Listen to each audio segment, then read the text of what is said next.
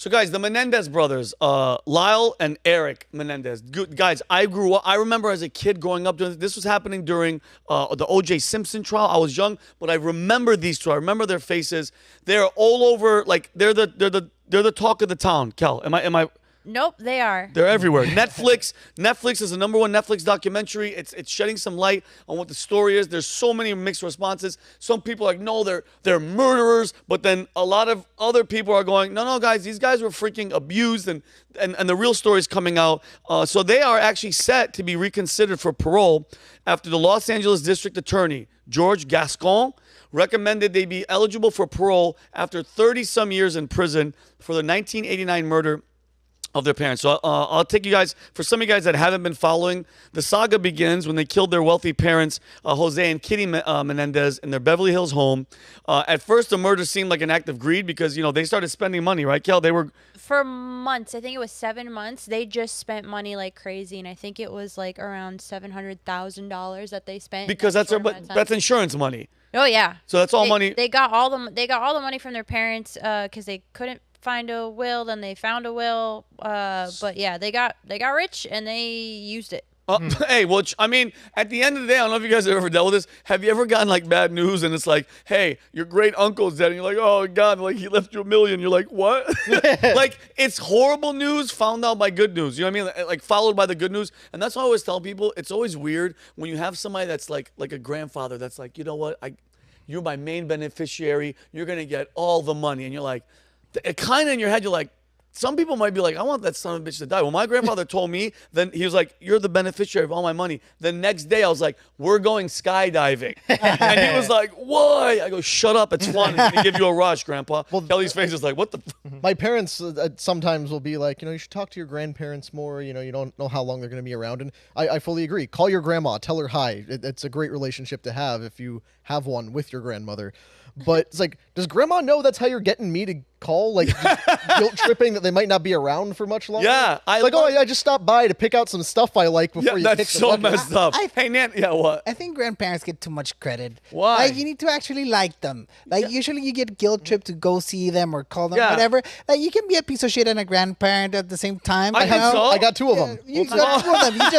You just don't Connor talk said he to has them. That's 2. it. My it's a two-way grandparents street. were freaking phenomenal. I love them all. I have 1 left. Yeah, but see, you're special people in my life. But see, Yeah. yours were good. Like I did. Are you involved with your Oh, grandparents? super. Yeah. I mean, it's a two-way street, too. So I have 3 out of 4. One of them died. My grandfather on my mom's side died when I was like 1, but the rest of them still alive. And Wow. great relationship with all Oh, of them. wow. It's a two-way street, though. You should cherish your grandparents, but they should also cherish their relationship with you and helping you develop into Absolutely. a Oh, for great sure. person, I need to leave this on record for my inheritance. I love all my grandparents. All right, I Well, love that's all okay. of them. The ones I don't overly care for aren't going to be in a position to leave me Do people anything, so it doesn't... What? So sorry. Do people actually get inheritances anymore? Yeah, actually, is that a thing? Baby boomers, they have all the money. So like 75% of all the money in the United States is tied up in baby boomer retirement accounts and real estate because after 71, if you bought real estate, you're basically rich. But part of the Because problem they is got- that the boomers will spend like 30, 40 years building equity in a home, and then in their twilight years, they'll sell the house and then spend most of it on cruises living out of a condo because the house isn't an asset to the Live your family life. anymore. It's just a thing to sell for, money. 500% more Petty than you bought cash. it. Yeah, I bought this house for, $2,000, and I bought it for a song, and I sold it for $250,000. Yeah. And it's like, all right, I'm just gonna go on cruises now, I guess. That's what my So, grandmother did. Thanks, boomers. Yeah, thanks, guys. So okay, so back to the story. I love our tangent. Rabbit hole. That's a tangent. Very good word. It was on my vocabulary app yesterday. So guys, besides the brothers spending the money, like Kelly said, their defense revealed a darker, really, really dark side of abuse. So the series shows basically what drove their actions. They claim they were molested by their father, and I'm talking about, like, Kelly, I can't go into detail just because it's disgusting. Yeah. Like, it's bad. He was sexually abusing him, and So I'm just gonna rewind a give it. tiny little bit. Go. So first of all, these guys, cold blood, a million shots into their parents, went back to the car to get more, to reload the shotgun to kill the mom even more. Wow. They said the dad was the one that abused them, but for some reason they also killed the mother. Why? The money. And then your question was. well, not necessarily the question, but the mother's involvement, what they were saying was that she knew about it and she didn't do anything. Yeah, but they did it like Right. so the way the Netflix series laid it out was like they got in trouble over and over again and they were cut out of the will, he said. Then they planned this murder and then they killed them and then the will wasn't changed, so they were able to get all the money, they were able to spend all the money, but they claimed later on that that's when they started to claim all the The abuse, which I mean, like, listen, I don't know because it hasn't happened to me. I can only guess. Well, because I'm going to get into what now because of the new the new stuff that the lawyers have found out is that other people are coming forward and saying. And by the way, let me get into it because I want to get to this. So their father, who was a powerful entertainment executive in Los Angeles for years, they said they lived in fear, believing that their father would kill them if they spoke out about the abuse. And Kitty, the mother, portrayed as a passive figure who ignored the abuse, was abusive herself at times. So the show, the Netflix show, shows the long-term abuse and how it led to the brother's psychological breakdown, explains how such trauma can lead to extreme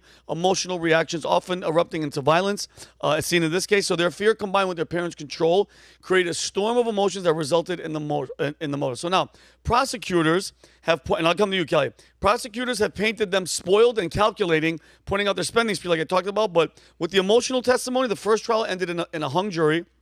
The second trial resulted in their conviction and life sentences without parole. So now going into this, and then we could all have a discussion because I genuinely want to know what you guys think. In 2023, new evidence emerged, including a letter from Erik to his cousin describing the abuse months before the murders. This is, and some people could say, Kelly, it's about the will situation, but he did tell the cousin about this before. And there's also testimony from Roy Roselio, a former Menudo band member who claimed Jose Menendez, the father, abused him as a child in that house, in the house that he was murdered. I mean, why is this guy coming forward?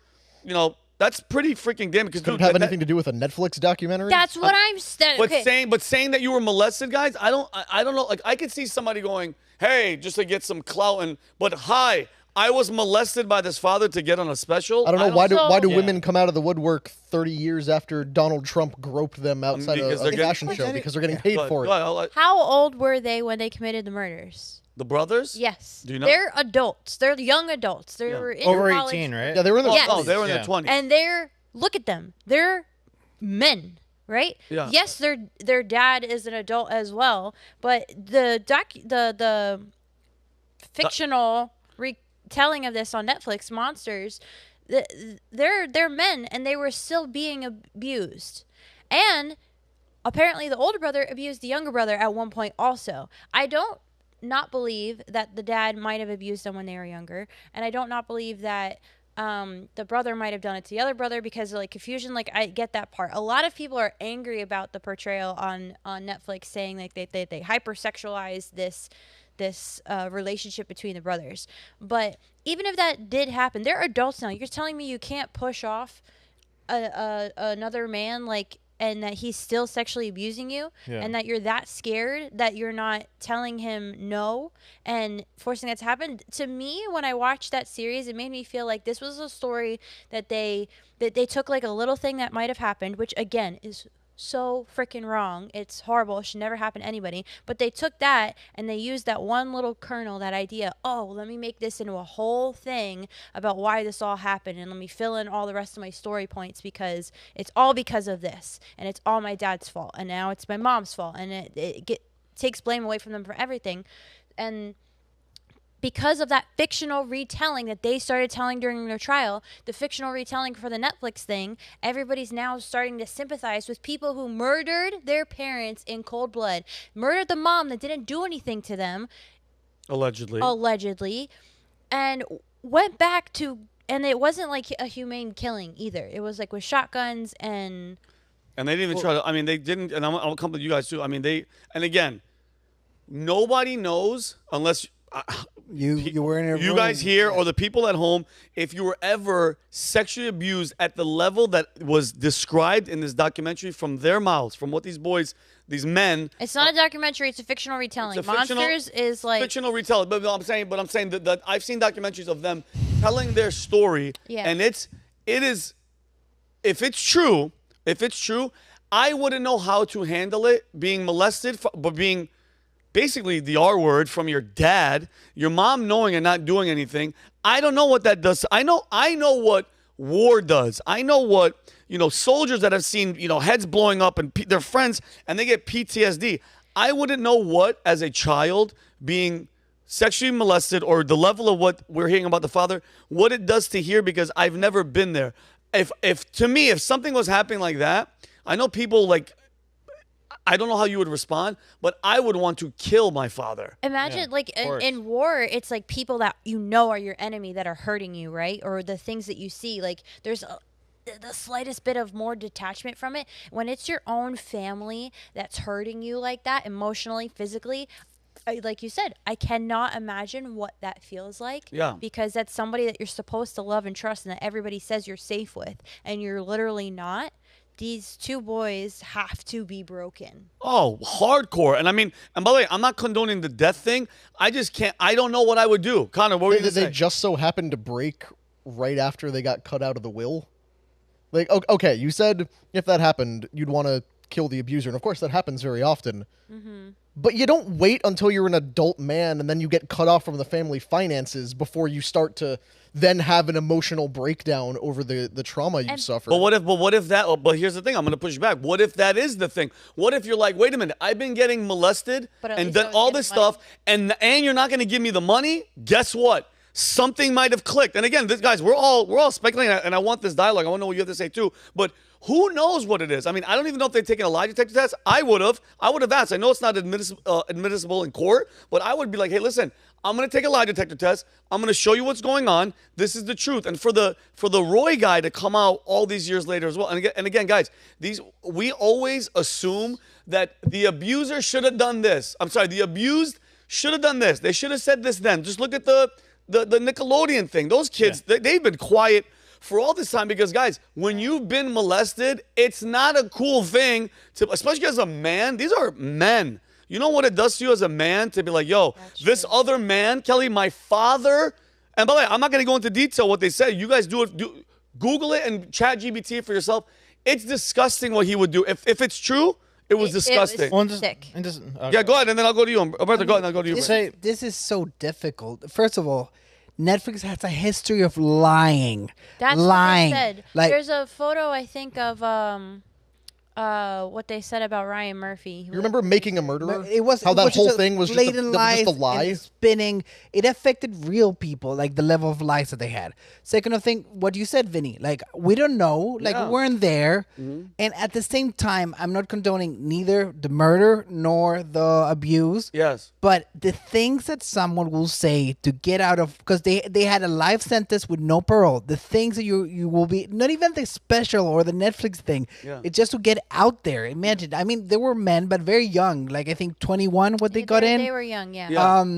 People will do anything to get a taste of freedom. So, I don't know. I'm very on the fence on this. Like, I have know. But you know what's crazy though, guys? So, and mind you, this is the reenactment thing that Kelly's talking about. I saw another just documentary of everything that was laid out recently because, guys, there's documentaries everywhere now. It's just, they're obviously cashing in on it. But last week, 20 members from both sides, the husband side and the mother side, Kitty, came out and they're publicly begging for them, pleading for these two to get out of jail. Think about this. That's your aunt, that's your cousin, that's your whatever. So the dead people's family is like, we want the boys out. They've done 30 years. This abuse, a lot of them are like, we believe that this abuse happened. They messed up. They've served their time. They're not a threat to society. What do you say about that? It all feels so staged to me. Like, it feels like because it was sensationalized, everybody's trying to get their 5 minutes of fame and be like part of this socialist movement. And I don't know why people are so obsessed with true crime and murder, and why would we make a movie about these guys that killed their parents? Like, It's so sad the way and again the way they hypersexualized it I don't think is appropriate either.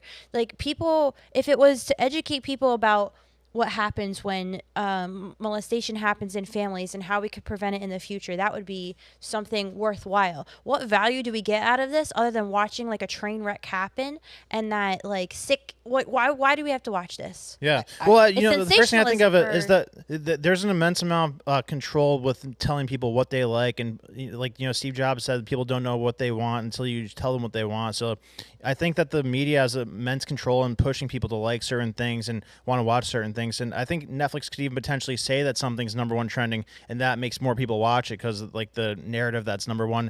And Who wants to watch? no, it's bizarre, but like think about what Women- And why do women about want to watch that? they're obsessed with it. But think about what that does to society, though, to make women obsessed with murder and to like, you know, we're talking about the erosion of the nuclear family, and then you put this out as the #1 hit about kids murdering their parents because their parents were potentially, you know, sexually assaulting them and whatnot. And I don't think it's reasonable to say that like that you could predict what their behavior would be like if they've been molested their whole life. And the fact that they, you know, shot them a bunch of times and went back, got more ammo, shot them more, that's something that somebody would do if it's like a personal, like a crime of like passion But or why do rage. we sensationalize No, that these part- horrible, sick, disgusting things that happen, I mean, and then the results after? If it's true and they killed their parents, why do we sensationalize? Oh, that? it's. I mean, Have to that's watch it's it. Hollywood. It's Netflix. it's telling more- you. more Who's the CEO of curiosity. Netflix? What's up? Who was the CEO of Netflix? Reed I'm Hastings. curious. Is that the guy that Elon said that he thinks is on the list? No, is it- that's Reed Hoffman. Oh, okay. Yeah, Reed Hoffman's a different guy. But I'll go to you.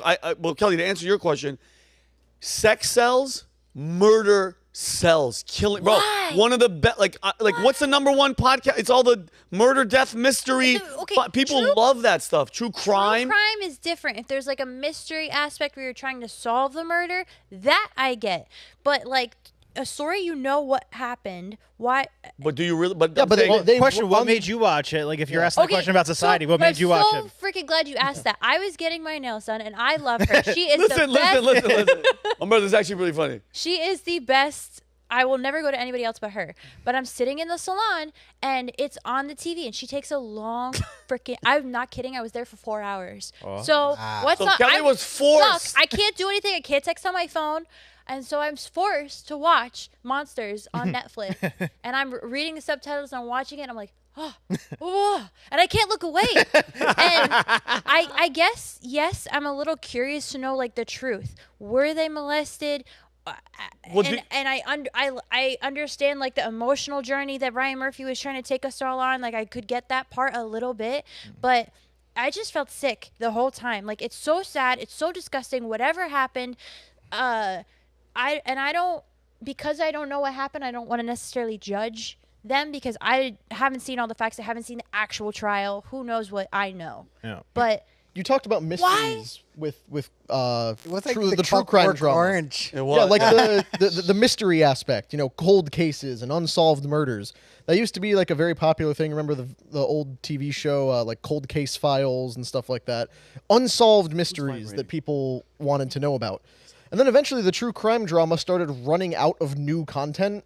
They ran out of unsolved murders, so they just had to take us back to the solved ones and tell us there was something wrong with them. I mentioned a really earlier, good point, Making a Murderer. That whole murdering that was people to make Netflix. new ones. Yeah, that was Netflix's big true crime thing where they kind of broke into that. And it's come out, they lied about like half that. Candace Owens did a whole documentary debunking the last documentary. The whole point is just take any settled murder case, and you can make a whole show about, well, actually, this guy might not have done it. Did you look at this other guy? Like, the reason the guy got convicted is because he was blatantly, obviously guilty. Same thing with the Menendez brothers. They shot their parents and then spent all their money and then got caught. Well, it's not a hard thing to. Could I ask you put guys a together. question? Do you guys? I want to ask everybody. I want everybody to answer this. Do you think that they were molested by their father at this level? Do you think that they're lying that their father molested them? I'm gonna go to everybody. Do you genuinely believe that they're telling the truth or they're lying?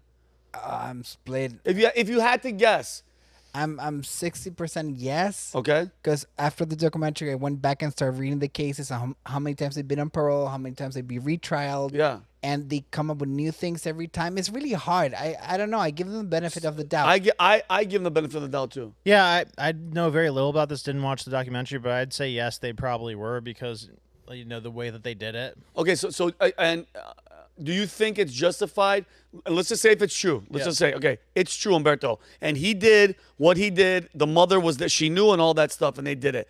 And something clicks, either with the, the will, whatever. And they do kill them in a heinous, I don't know, by the way, I think killing and murder is, I'm even judging people. I'm trying to be a better person. I even think like that. And it's a hard thing to do. But do you think that there should be any leniency if the father did do that and these people are messed up? Okay, so 30 years in prison. You think it's fair? I think they should do 0 prison time if that was actually being done to them and then they killed them as a result of that. I mean, I think they should. What about the mother? What if she was? Well, she's guilty What if too. she was being physically, abused? What, she can't call the police and say, hey, my husband's doing this to my A kids? lot of women don't and are victims of domestic violence. What if she felt unsafe to do anything about it? Put yourself in that position. Well, would you resent your parent, your mother, if your father was doing that and she didn't do anything about it? There's so many different lines of morality that get crossed with this kind of a story. For me personally, I have no idea, and I can't answer yes or no.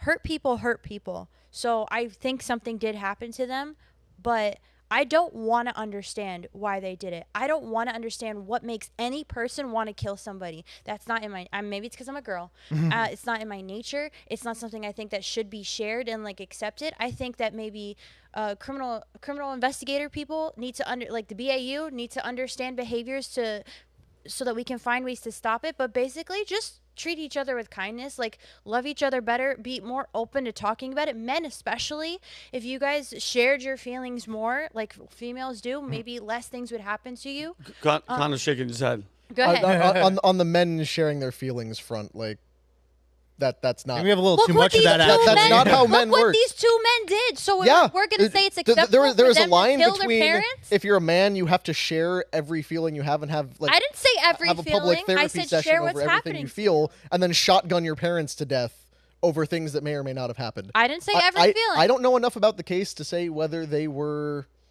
molested or not. I watched one documentary about the case a long time ago, and then this is just reacting to the fact that the documentary is trending.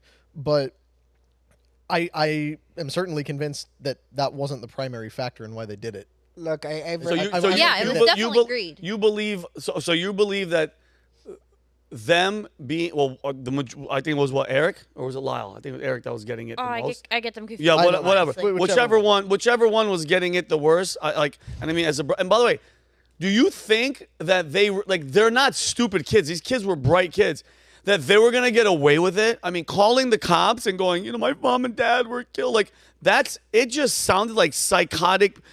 There's no way. This was the case that popularized the expression killing your parents and then throwing yourself on the mercy of the court because you're an orphan. Yeah. I don't know if you ever heard that expression. I've never heard that. It's like, I need mercy because I'm an orphan. Yeah, well, you shot your parents. Of course, there'd be psychos though if this happened to them. So I think it's unfair to say that anything they did was weird or whatever. If all this was happening to them, you could be completely crazy and broken if these things are happening to you. By the way, great point, Brendan. I excuse me. I was never I was hit by my dad, hit by my mom, whatever, here and there. But the mental abuse, the verbal abuse from my father, because my father would drink, bro, and I never, by the way, never told us he loved us, never did all that stuff. And I have stuff that I deal with. I mean, my anger issues, and I have, which I've dealt with and I've come over. That's just from somebody talking shit while he was drunk and yelling and acting like an asshole. Yeah. To me, my brother, and my mother, and my family. And that's I know it affects me. I know it, bro. I have issues because of that. I can't even imagine my father making me go, because this is what he said, him giving him oral sex and making him finish it. Bro, let me explain something to you. Who knows? Again, it's all he said, she said, speculation. We don't genuinely know. I think 30 years in prison for something that might have triggered your brain and again, we don't know, because I don't know how you guys have been mentally or verbally abused. Imagine just physical, and then go from physical to sexually abusing them. Hurt people. And I'm like, I don't know. It's looking like they're going to get paroled. These guys are going to walk. That's what the consensus is. So, I'm actually curious in the chat. Do you guys think that they're going to be freed, or they're actually this isn't going to go through. I'm gonna put it up now. Put it up right now. Real quick, I'm while we're not upset about them getting parole if they do at all. No, while we're on the years is a long documentary time. front, I just need to point this out because I know we're about to move on, but just because we're talking about Netflix and it's a reminder of something I find absolutely hilarious. A couple of years ago when they did that Jeffrey Dahmer documentary, Yeah. do you remember when they had it tagged as LGBTQ Yeah. because he Oh was my gay, God. and then the whole community freaked out at Netflix. And it's like, how dare you say Jeffrey Dahmer was gay? Like, he was He was gay. very gay. He was extremely And it's like, gay. yeah, here's your LGBTQ. Yeah, he was hooking up. representation. He was hooking up with black dudes and then eating them. Well, Like, that's kind of what they did with the monsters in Netflix. They, what's it called? When they exaggerated the relationship between Eric and Lyle. yeah. Kyle, whatever. Lyle. Eric and Lyle, to make it more all these like sexual moments in each episode. It was very uncomfortable. Oh, Kelly. Cancel Netflix. Go. I don't even- go there. Cancel. I like a lot of Netflix shows. Don't cancel them. Just not this one. I need to know who my serial what- killers what- are hooking up with. Yeah. Did you say Ryan Murphy? Ryan Murphy's the producer. Are we talking about the same Ryan Murphy that made Yes. High Yeah, School American- Musical? Yes. High School Musical. And And Glee? I don't know if it was Or Glee. Glee? It was Glee. Not Glee. High School Musical. What- Glee. Say what a One of the most spectrum dramatic, for a one of the changer, huh? most dramatic Yeah. directors of all time. Weird. Interesting. Very interesting. Good call, Yeah. Jake.